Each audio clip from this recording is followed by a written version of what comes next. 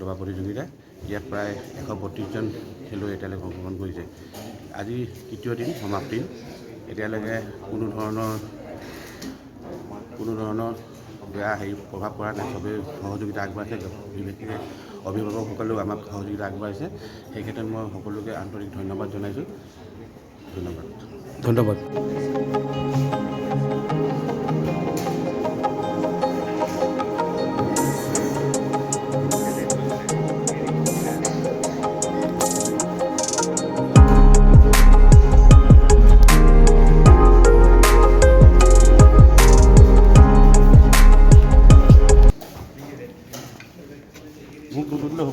আমি ইয়াত টুৰ্ণামেণ্ট ডাইৰেক্টৰৰ পৰা অকণমান খেলখনৰ বিষয়ে জানিব বিচাৰিছোঁ, অকণমান কৈ দিয়ক।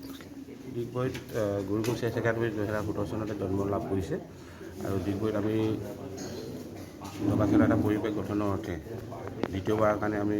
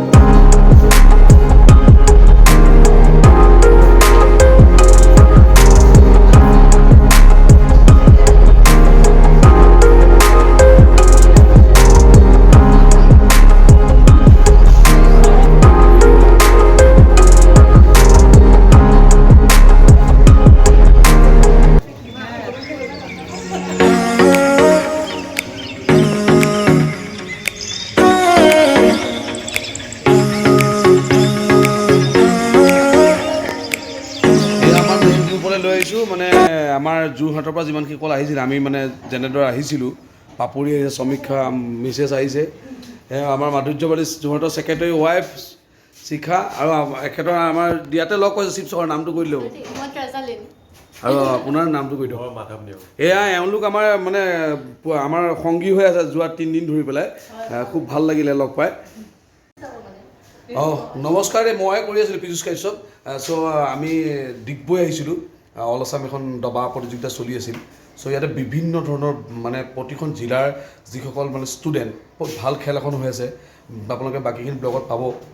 যিহেতু আমাৰ যোৰহাটৰ যিজন সম্পাদক মাধুৰ্য ভৰালী তেখেতৰ পৰাই সকলোখিনি আহিছে শিৱসাগৰৰ মানুহ দুলীয়াজান ডিগবৈ তিনিচুকীয়া সকলোৰে বিভিন্ন ঠাই মানে অসমৰ প্ৰতিটো ঠাইৰ মানুহ অলৰেডি মানে ইয়াত উপস্থিত আজি মানে থাৰ্ড ৰাউণ্ডৰ খেল হৈ আছে মানে 7 নম্বৰখন চ' 8 নম্বৰখনৰ পিছত আপোনাৰ খেল সমাপ্তি হ'ব সকলো ঘৰমুৱা হ'ব পৰিৱেশখিনি মই দেখাম পাই থাকিব ইয়াৰ পিছত ধুনীয়াকৈ ঠিক আছে ধন্যবাদ